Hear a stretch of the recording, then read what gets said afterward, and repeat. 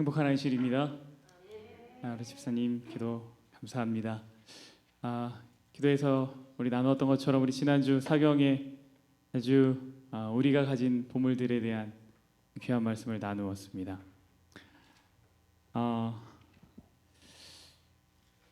좋더라고요.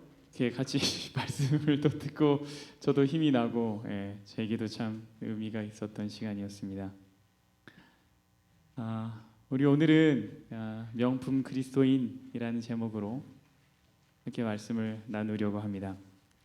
우리 지난 시간에 출애굽기, 특별히 열 재앙의 서론을 다루었습니다. 열 재앙이 일어났던 이유, 광야 교회의 탄생은 열 재앙을 통과할 때 생긴다. 그래서 그 의미를 어디서 저희가 또 발견했냐면 다윗이 성전을 짓지 못했던 이유, 그죠? 왜 바로 짓지 못했다고요? 주변 나라들이 정복될 때까지 기다렸어야 됐다.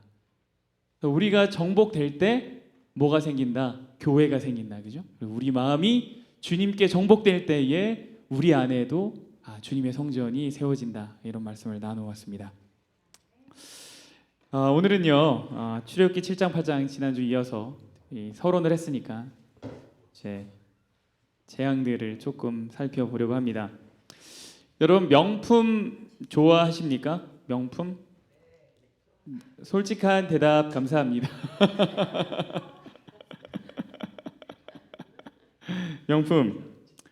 명품은 항상 뭐가 있죠? 명품이 있다. 이 얘기는 뭐예요? 옆에는 항상 뭐가 나오냐면 가품이 있다, 모조품이 있다, 이 얘기죠. 명품 아닌 것에는 사실 모조품이 잘 없습니다. 모조품은 어디에만 생기냐면 명품에만 생겨요. 그래서 모조품이 있다라는 얘기는 진짜 가치가 있다, 그죠? 본래의 것이 가치가 있다라는 것을 오히려 이렇게 역으로 보여주기도 합니다. 그럼 명품이랑 모조품의 차이가 뭘까요? 어디에 있습니까?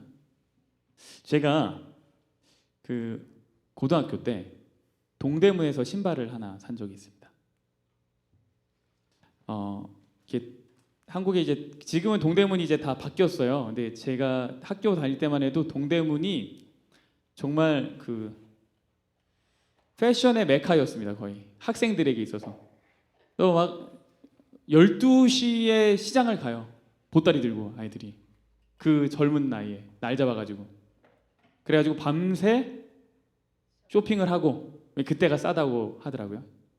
그리고 아침에 국수 한 그릇 먹고 첫 차 타고 집에 들어가는 그런 일들을 했습니다.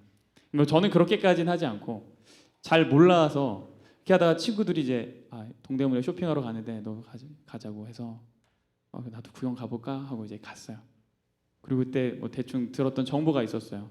얼마 정도가 있으면 신발을 살 수 있다. 제가 그때 3만 원을 들고 왔습니다. 3만 원. 근데 이제 아이들이 의슥한 곳으로 막 가더라고요. 원래 이런 데에서 목을 건질 수가 있대요. 그랬더니 이렇게 이제 막 그 구석으로 이렇게 막 들어갔어요. 그래서 이렇게 큰 쇼핑 센터가 아니라 정말 동대문 운동장 그 사이 골목길에 이제 가판대 같은데 걸어가다가 제 눈에 하나의 신발이 눈에 띄었어요. 아주 멋있는 나이스 신발이 딱 있었어요. 그래서 이거 얼마예요? 그래서 처음으로 이제 흥정이라는 걸 해보고 제 기억에 때 23,000원인가의 그 신발을 다 가져왔는데 남색의 그 가죽으로 되어 있는 농구화 신발이었습니다. 한참 유행하던 디자인의 신발. 돌아와서 잘 신고 다니다가 비가 오는 날이었어요.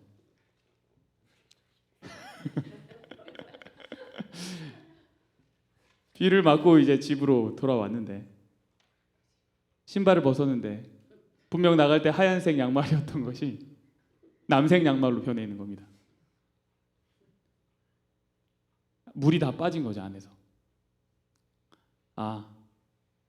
이 신발은 날이 좋은 때만 신어야겠다 생각을 했어요. 이 신발을 잘 말렸죠? 그리고 날이 좋은 날 신고 나갔습니다. 그리고 돌아왔는데 그날도 하얀 양말이 남색으로 변해 있는 거예요. 계속해서 물이 빠지더라고요. 아, 몹쓸 신발이구나. 그제서야 알았습니다.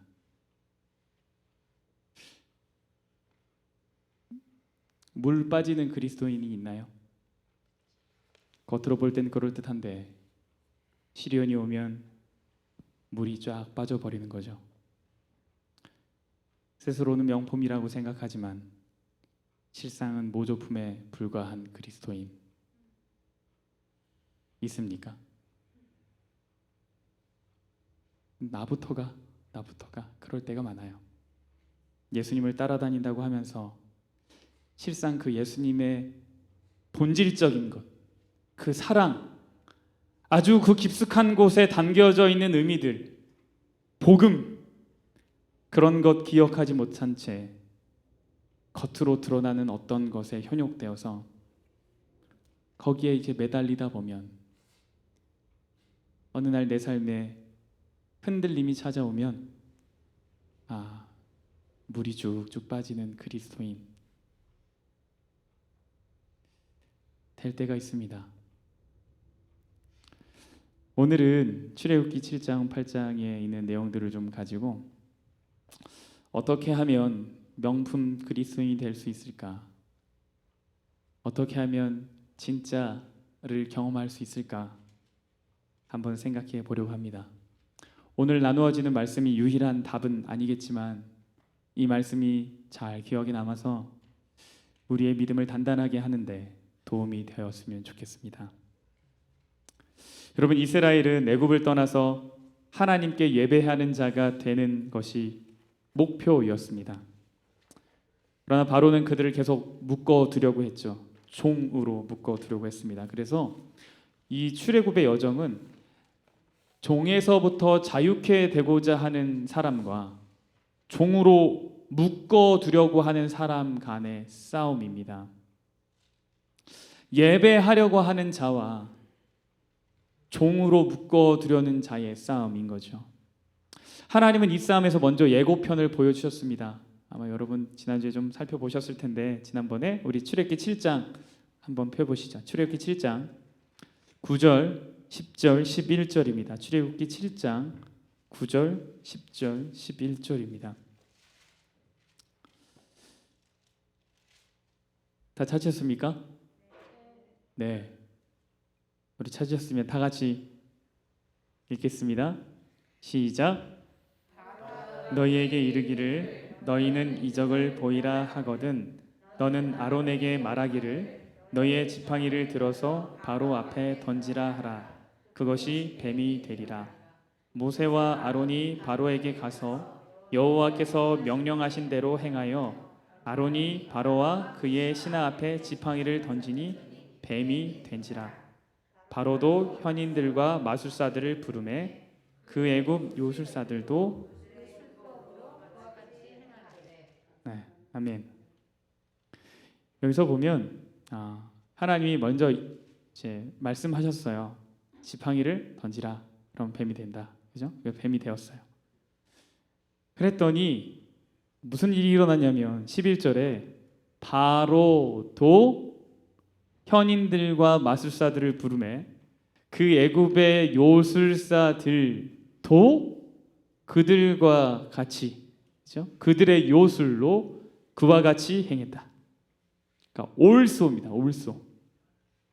하나님의 기적을 보여줬는데 그거를 바로의 요술사들도 따라했어요. 근데 이 일 때문에 문제가 생겼습니다. 바로가 이 사건을 보고 어떻게 생각했을까요? 이 현장을 다 보고 하나님의 기적을 보고 이건 좀 뭔가 다르구나.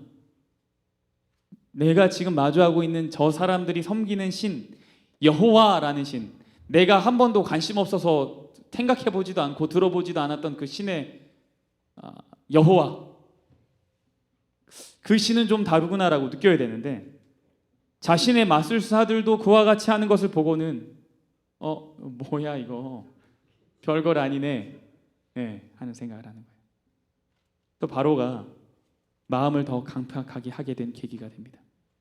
그리고 그의 요술사들도 모세와 아론과 같은 능력을 가졌다라고 주장했어요. 이것들은 사기꾼이다.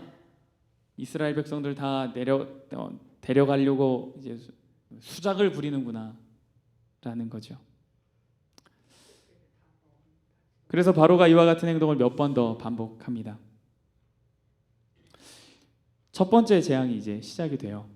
20절입니다. 출애굽기 20장 7장 20절인데, 모세와 아론이 여호와께서 명하신 대로 행하여 바로와 그의 신하의 목전에서 지팡이를 들어 나일강을 치니 그 물이 다 뭐로 변했습니까?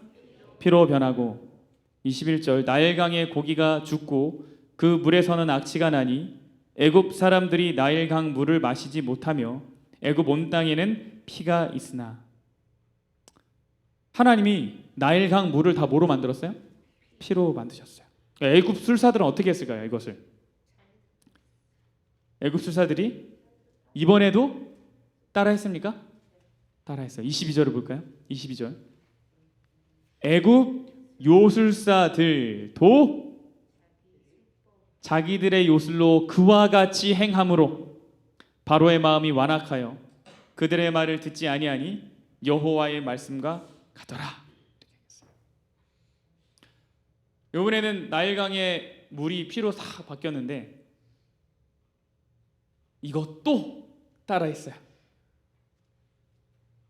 그래서 바로의 마음이 또 다시 한번 완악해진 거죠. 착각하는 거예요. 이거 할 만한 싸움이구나 라고 생각한 거예요. 그리고 나서 7일이 지났습니다. 25절을 보세요. 7장 25절, 여호와께서 나일강을 치신 후에 7일이 지났다라고 얘기해요. 그 얘기는 7일 동안 물이 없는 것에 대한 고통을 이스라엘 나일강 주변의 백성들이 경험했다라는 말이죠. 그들이 섬기고 있던 나일강의 신이 무능력함을 깨닫게 된 것입니다. 물이 없자 어떻게 했을까요? 24절에 애굽 사람들은 나일강 물을 마실 수 없으므로 나일 강가를 두루 파서 마실 물을 구하였더라.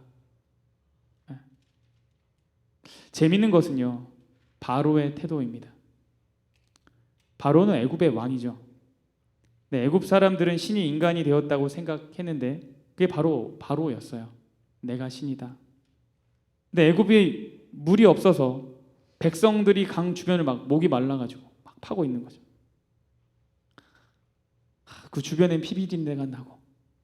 그런데 그 자신의 백성들이 그렇게 고생하고 있는데 바로의 태도는 어떤 거였냐면 23절을 볼까요? 23절, 바로가 돌이켜 궁으로 들어가고 그 일에 뭐 하지 않았대요? 관심을 가지지도 아니하였고 그 일에 개의치 않았다, 이렇게 얘기해요. 그러니까 그 얘기는 뭐냐면 마음에 담아두거나 고민하지 않았다라는 거예요. 그러니까 물 없으면 뭐 어때? 모르겠으면 궁에 제가 보기에는 우물이 있었든지 본인은 마실 물이 있었던 것 같아요. 백성들이 어떻게 되든지 전혀 신경 쓰지 않는 거예요. 이 가짜들의 특징입니다. 모조품의 특징.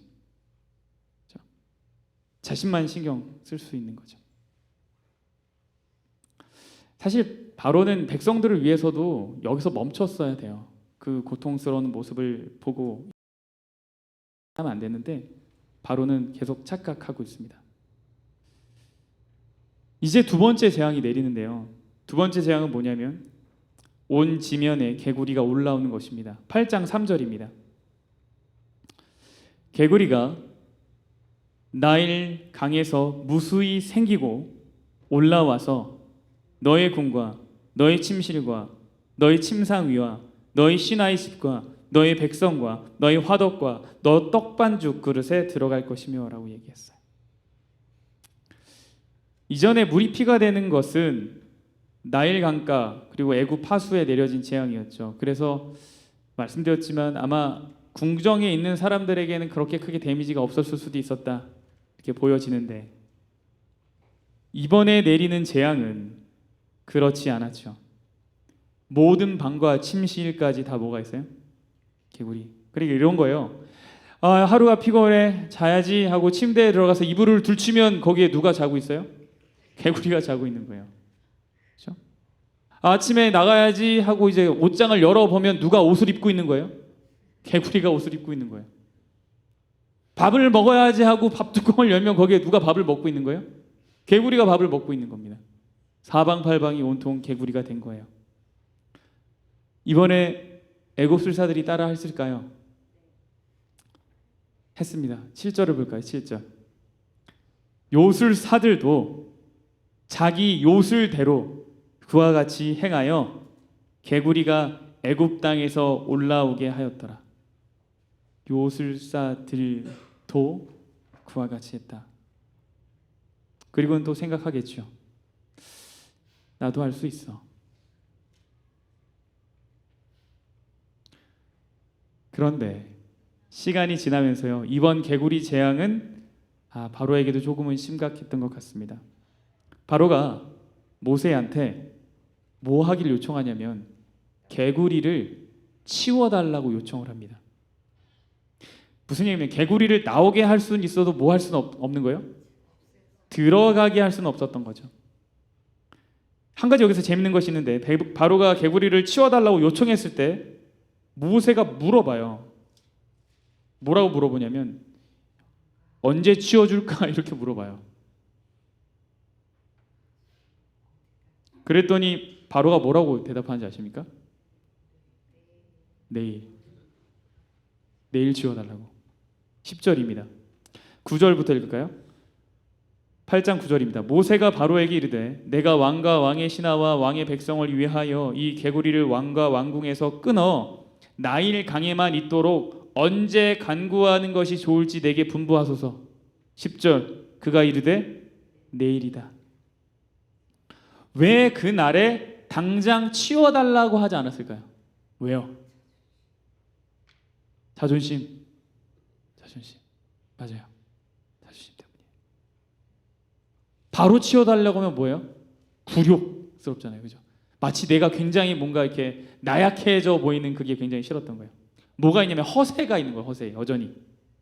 모조품인데 뭐 하는 척 하는 거냐면 진짜인 척 하는 거죠. 왕은 다음 날로 정한 거예요. 그리고는 그동안에 개구리가 혹시라도 저절로 없어지지 않을까.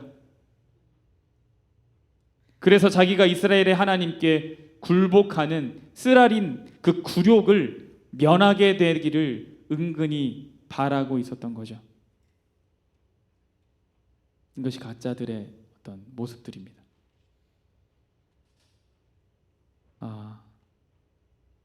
그리고 셋째 재앙부터는 따라하지 못해요. 따라하지 못합니다.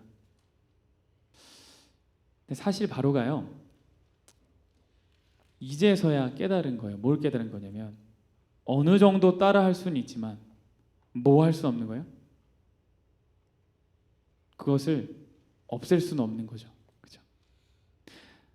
사실 진작부터 바로는 알았어야 했습니다. 뭘 알았어야 되냐면 자신의 한계를 분명하게 알았어야 돼요. 정말 싸움이 대등하게 되려면요, 예고편에서 지팡이가 뱀이 되었을 때요, 그죠? 사실 어떻게 했어야 돼요? 그 지팡이, 그 뱀이 된 애를 잡았을 때 그게 지팡이가 돼야 돼요. 물이 피가 되었을 때요, 사실 그 피로 된 물을 이렇게 컵으로 딱 떴을 때 이것이 다시 물이 되었어야 돼요. 그래야지 대등한 싸움인 거죠. 하수에 모든 개구리가 올라왔을 때 다시 이렇게 쓱 하면 개구리가 돌아갔어야 돼요.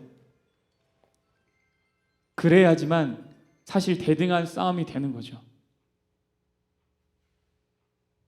그런데 바로는 그 생각을 전혀 하지 못한 겁니다. 아주 비슷하게 속이는 것으로 가능하다고 생각했던 거죠. 싸움이 되는구나. 이게 사실 대단한 착각입니다. 그거는 모조품일 뿐이죠. 오늘의 내용들을 정리하면서 정말로 명품 그리스도인이 되기 위한 것, 모조품이 아니라 진짜를 경험하는 방법들에 대한 힌트를 우리가 좀 얻을 수 있습니다. 그 첫 번째는 뭐냐면 선악의 싸움의 승패를 아주 정확히 구분할 수 있어야 돼요.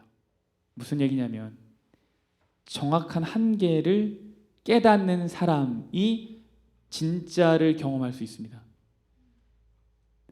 하나님에게는 한계가 없음을 기억해야 되고 사단에게는 한계가 있음을 기억해야 해요. 한계가 있음을 기억해야 합니다.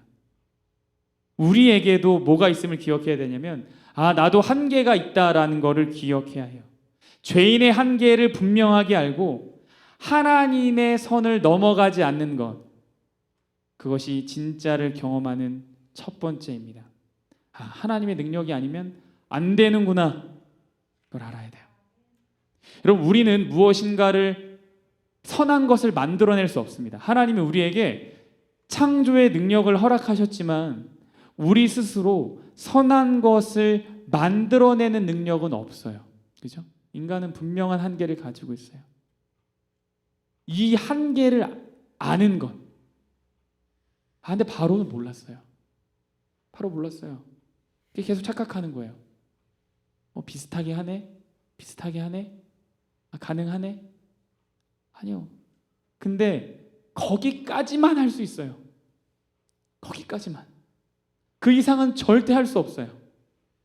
이것을 빨리 인식하고 하나님을 온전히 의지하는 사람이, 다시 말하면 하나님이 하실 수 있는 일을 잘 분별하는 사람이 진짜를 경험할 수 있어요. 그것이 명품 그리스도인이에요. 여러분, 교회에도 하나님만 하실 수 있는 일들이 있어요. 그것이 뭘까요? 사랑하고 용서하는 것, 영혼 구원하는 것, 그거 하나님만 하실 수 있어요. 우리가 비슷하게 할 수 있어요. 그러나 그거 진짜라고 말할 수 없어요. 진짜를 경험하는 교회, 명품 교회는 무엇인가? 하나님이 하시는 일을 하나님만 하실 수 있도록, 하나님만 하실 수 있는 일을 하나님이 하실 수 있도록 하는 것이 명품 교회예요. 그것이 진짜를 경험하는 거예요. 하나님의 역사를 꾸미는 것이 아니라 하나님이 역사하시는 교회로 성장해 가는 것, 그것이 진짜 교회예요. 모조품 같은 생명 갖고 잘 돼 라고 말하는 것이 아니라 풍성한 생명을 갈급하면서 진짜가 되고 싶어 하는 거죠. 제가 요즘 읽고 있는 책이 하나가 있는데 좋은 교회에서 위대한 교회로라는 책이에요. 근데 사실 이거는 어느 책에서 컨셉이 왔냐면 좋은 기업에서 위대한 기업으로라는 책에서 영감을 받은 이제 신학자가 쓴 거예요. 근데 어떻게 썼냐면 그냥 자신의 생각을 쓴 게 아니고 미국에 있는 500개 교회에 정말 다양한 질문들을 보냈어요. 질문들을 다 보내고 그 질문들을 다 모아서 이거를 다 정리를 했어요. 데이터들을. 출석교인이 몇 년 전부터, 10년 전부터 출석교인 몇 명이고 어떻게 성장해 왔고 무슨 일을 했으면 이거를 아주 디테일하게 다 데이터를 다 모았어요. 그리고 이것을 완전히 정리한 다음에 이제 그거를 이제 책으로 낸 거예요.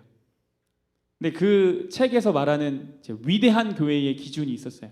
이게 뭐냐면 이제 성장을 이루는 데 있어서 목회자가 바뀌어서 성장한 교회는 빼는 거예요.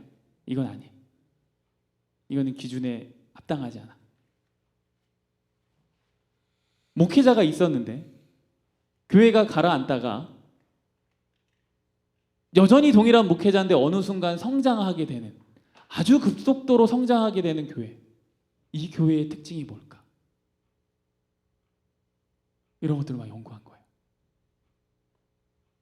근데 거기에 뭐가 있었냐면 한 가지 공통점이 뭐냐면 목회자가 다 20년 이상 장기 목회를 했대요. 제가 20년 넘게 있어도 되겠습니까? 네. 성장이 그런 교회가 있어요. 이 목회자가 갑자기 뭔가를 막 어떤 사업을 막 가져오는 게 아니에요. 그냥 끊임없이 있는 곳에서 하나님의 일을 묵묵히. 거기 특징 중에 하나 또 뭐냐면 목회자가 아주 강력한 드라이브를 하는 목회자가 아니라 카리스마 넘치는 목회자가 한 명도 없대요. 그런 교회. 가지고 있는 리더십이 겸손하고 교인들이 하도록 이렇게 해주고 그래서 되게 더뎌 보이는 거죠. 그것 때문에 교회를 떠나는 사람들도 있는 거예요. 그러나 이 목회자가 그것 때문에 교회를 떠나지 않아요. 그냥 기도하고 지역사회에 필요한 게 뭔지 고민하고 묵묵히 밭을 갈고 또 갈고 그러다 보니까 어느 순간 변화가 생기고 성장하기 시작하는데 그게 사실 굉장히 오래 걸리는 거죠.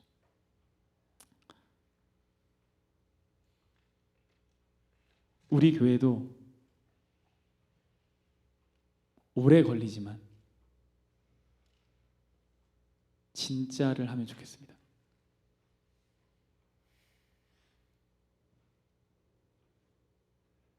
단순히 좋은 교회가 아니고 위대한 교회로 나아갔으면 좋겠어요.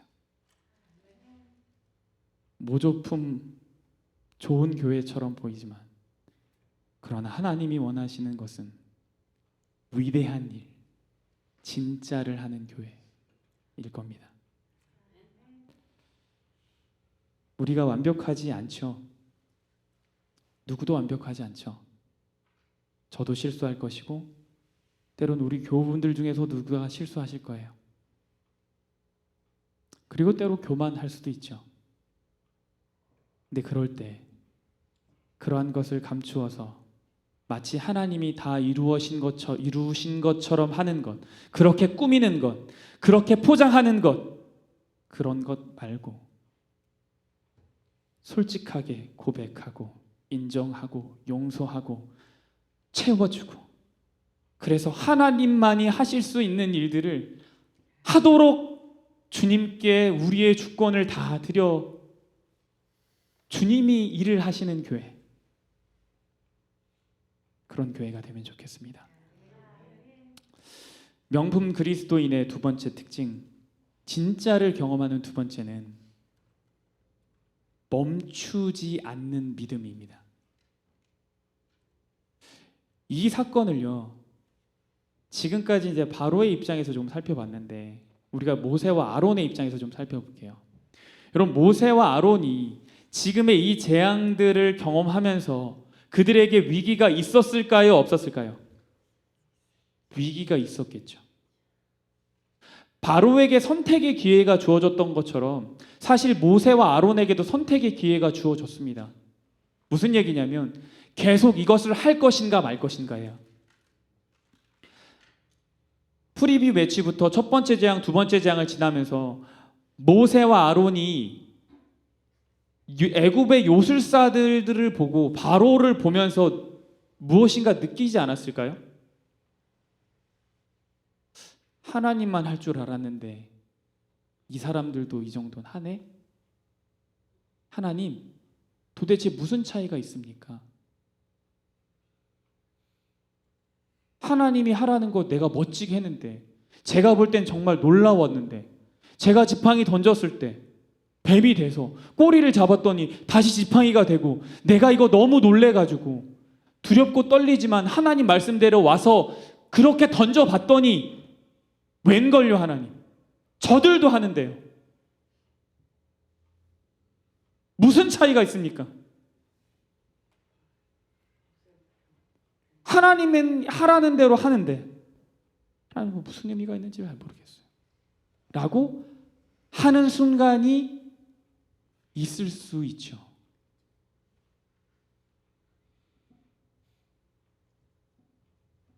그러나 모세와 아론은 거기서 멈추지 않았다는 것이 너무 중요해요. 진짜를 경험하기 위해서는 그 과정을 건너야 돼요. 앞에서 말씀드렸던 것처럼 하나님의 뜻대로 가는데 옆에 사람이 되게 쇼트컷으로 가는 것 같아요. 그리고 되게 지름길로 가고 저기 좀 잘 되는 것 같은데 우리도 좀 전략을 수정 바꿔봐. 계속 이렇게 가면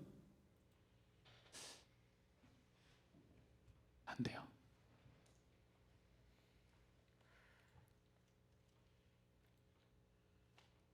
진짜를 경험하는 그리스도인은 하나님을 의지하고 하나님 방법대로 계속 나아가는 것을 주저하지 않는 교인입니다. 여러분, 만일 모세 아론이 여기서 멈췄잖아요. 그러면 출애굽 역사가 바뀌었겠죠. 이스라엘 구원도 장담 못했겠죠.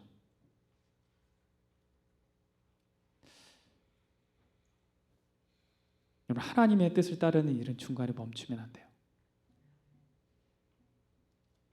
모세와 아론이 그것을 보고 애굽술사들을 보고 멈춰버렸다면 그들은 그 이후에 이루어질 놀라운 하나님의 역사를 결코 보지 못합니다. 그래서 우리가 뭘 해야 되냐면 믿음이라는 것을 활용해야 돼요. 사실 이런 생각도 들어요. 이 애굽 요술사들이 그렇게 하도록 하나님이 허락하신 건 아닐까? 네? 그죠? 모세와 아론이 앞으로 광야 교회를 이끌어가는 데 있어서 그 경험은 사실 너무 소중했던 경험이었을 거예요. 진짜와 가짜를 겉만 보고 구별하지 않고 그 중심을 보고 구별할 수 있는 그 시험을 통과했어야지만 광야에서의 교회가 잘 성장할 수 있었던 것 같아요.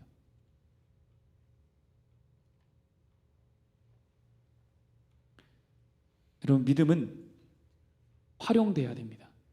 내 안에 갇혀져 있는 것 아니고 갖다 써야 돼요. 계속 갖다 써야 돼요. 여러분이 받으신 하나님이 주신 선물로 주신 믿음이 있습니다. 여러분, 그 믿음을 여러분이 쓰셔야 돼요. 그것은 나를 움직이게 하고 활동하게 합니다. 그래서 때로는 보이지 않는 곳을 향해 그 약속을 향해 발을 내딛게 할 수 있어야 됩니다. 제가 정말 좋아하는 성경절이 있는데 앞으로도 계속 나눌 성경절이거든요. 우리 신명기 31장 7절 8절입니다. 제가 슬라이드를 준비했는데 여러분이 지금 성경적으로 펴셔도 좋고 펴셔도 좋고 어디 적으셔도 좋고 아무튼 무슨 수가 있더라도 신명기 31장 7절 8절 이거 꼭 기억하셨으면 좋겠는데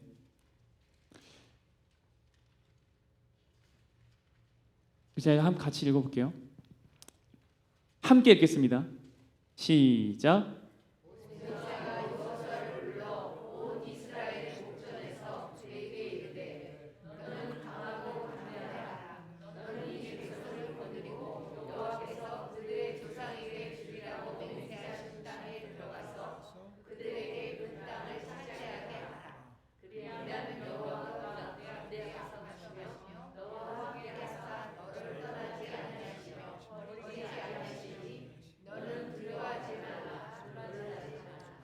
이 장면이 뭐냐면 모세가 이제 노년이 다 되어서 자신의 리더십을 이제 물려주는 때예요. 누구에게요? 여호수아에게 물려주는 때예요. 이 모세가 여호수아를 불렀어요. 그러더니 이제 꼭 전해주고 싶은 얘기를 하는 거죠. 먼저 얘기했던 게 뭐냐면 너 강하고 담대하라. 그래서 이 백성을 거느리고 여호와께서 그들의 조상에게 주리라고 맹세하신 땅에 들어가서 그들에게 그 땅을 차지하게 하라. 그 땅으로 가라. 이렇게 얘기했어요.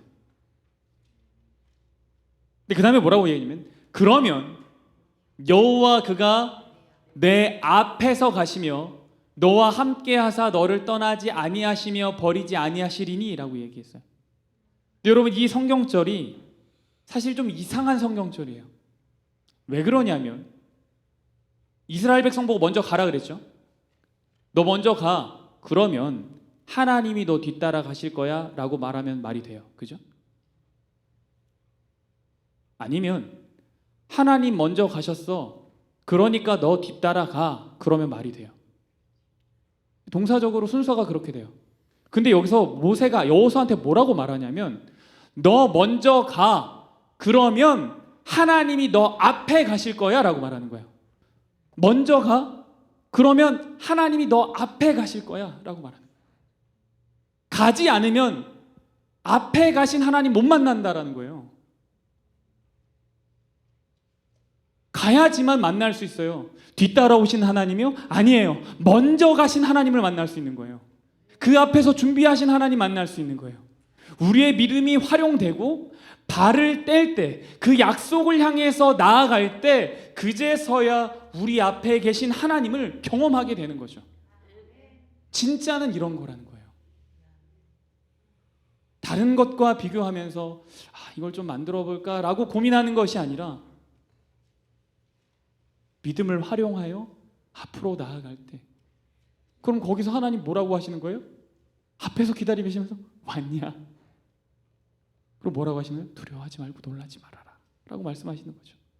내가 함께 한다 라고 말씀하신다는 거예요. 근데 이게 믿음이라는 거죠. 이것이 믿음의 원리예요.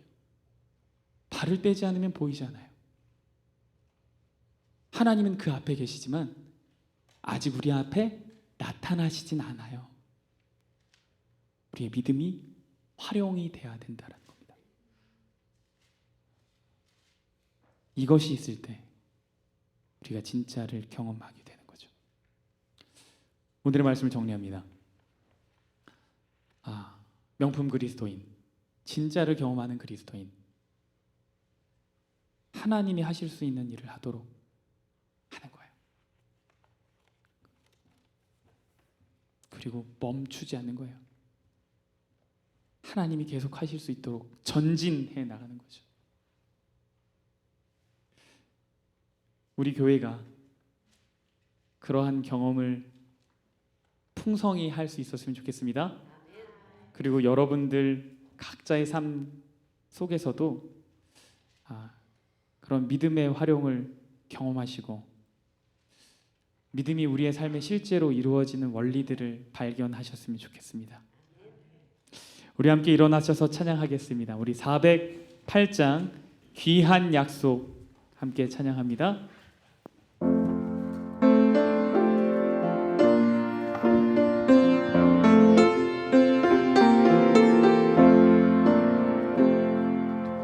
귀한 약속 나의 맘에 항상 흘러넘치네.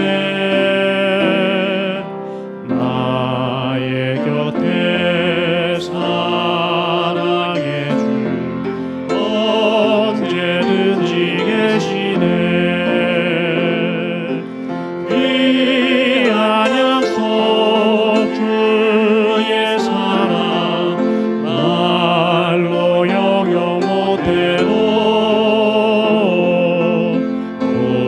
고요한 밤 눈 감으면 귀한 약속 보이네.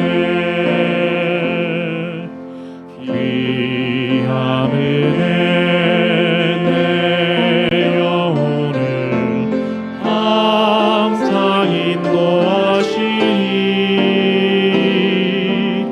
어느 경우 당하든지 기쁨으로 살리라.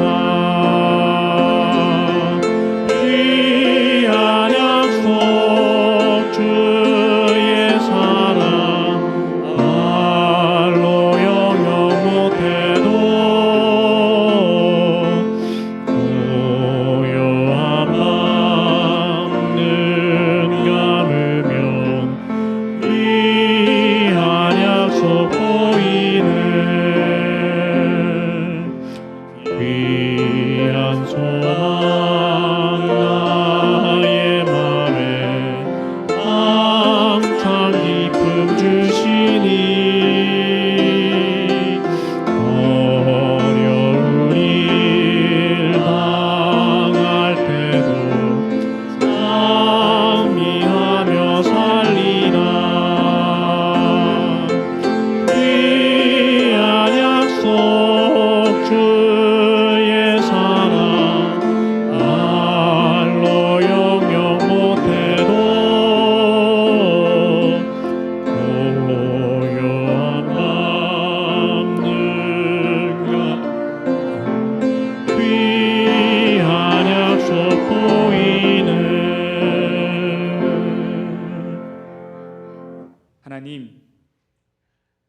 우리 아버지, 우리가 교회를 사랑하고 하나님을 사랑하는 마음에 주의 일을 열심으로 하였지만 그러나 때로 연약하여 주님이 하실 수 있는 일들을 다 주님께 드리지 못하고 우리 스스로 노력해 본 때가 얼마나 많이 있었는지요. 그래서 때로는 피곤하고 마음의 상처도 입고 지칠 때도 있습니다. 그러나 하나님, 오늘 말씀 가운데 그러한 가련한 연약한 우리를 위로하시고 주께서 나만 할 수 있는 일을 하시겠다고 약속하셨으니 우리가 두려움 없이 주와 함께 가도록 도와주시고 주께서 선물로 주신 믿음을 활용하여 주와 함께 주의 일 꿈꾸며 나아가는 우리 모든 샬롯 교우들 되도록 인도하여 주시옵소서. 예수님 이름으로 기도합니다.